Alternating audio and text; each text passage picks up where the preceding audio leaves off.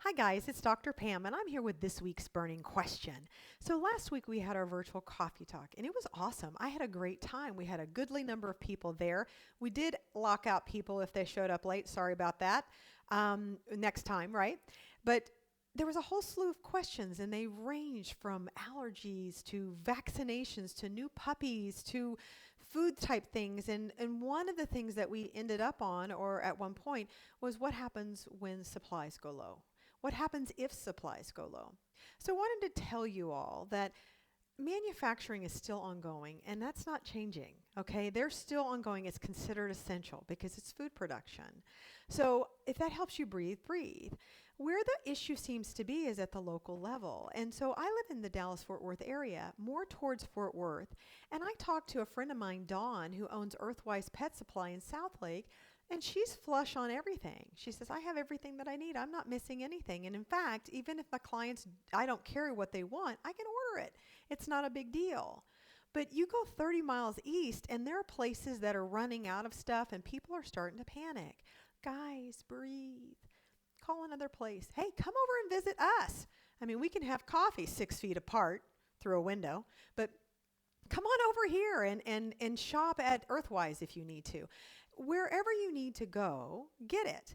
But it does bring up a good question about what do you do when you run out of food? And guess what? I always answer this in my practice because there are times where life gets away from you and you forget to put something out and thaw it. You forget to go to the store and pick it up and, oh my gosh, the store's closed. I've been working on this project.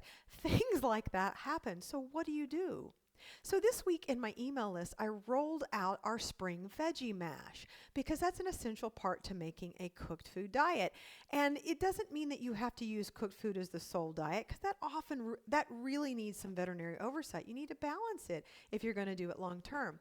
But what if you need to eke out your diet to last maybe another week? Or what if, oh my gosh, you forgot something, you're going to pick it up tomorrow, what do I feed tonight? A cooked diet is a great way to go. And mostly everybody takes to it very, very well.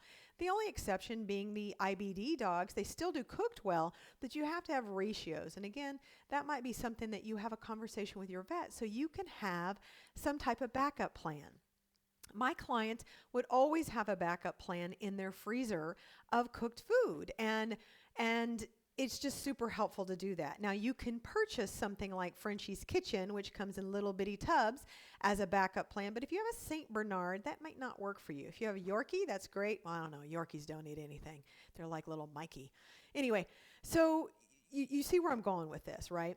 So ultimately, what I would say is that cooking your food is a good thing to do to have as a backup plan. Now, you can cook some protein. If you can keep some organ meat on hand, some freeze-dried organ meat, then there's your organ meat piece to balance it out. And then you can also use some veggies. But it's not the veggies you think your dog is going to eat, because guess what? All of our taste buds are ruined from processed food. You have to give it in a format that gives you the nutrients that you need, but in a format that's accessible to them from their palate standpoint. Because, a lot of people will feed their dogs peas and carrots. No, don't do that, please. It's not peas and carrots.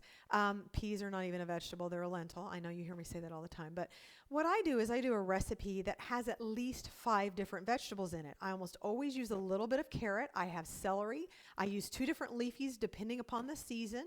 I may add some asparagus. I may add some broccoli. Again, it depends upon the season. And I roll out that recipe each season on my email list.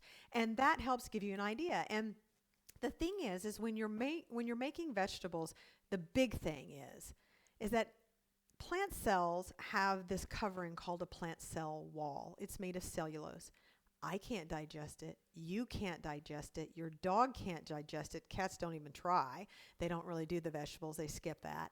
But you see where I'm going with that? So you have to unlock the goodness. If you can't digest cellulose and you don't unlock it, all of the stuff that's inside you're not going to get. So you have to unlock it. Now you and I can chew. Remember that, chewing? You actually grind your teeth together and it breaks up cellulose. That's why chewing is so important in humans. But dogs, they don't have the chewing type of teeth that we do, or the grinding teeth. They have the slashing, biting teeth. They rip and tear.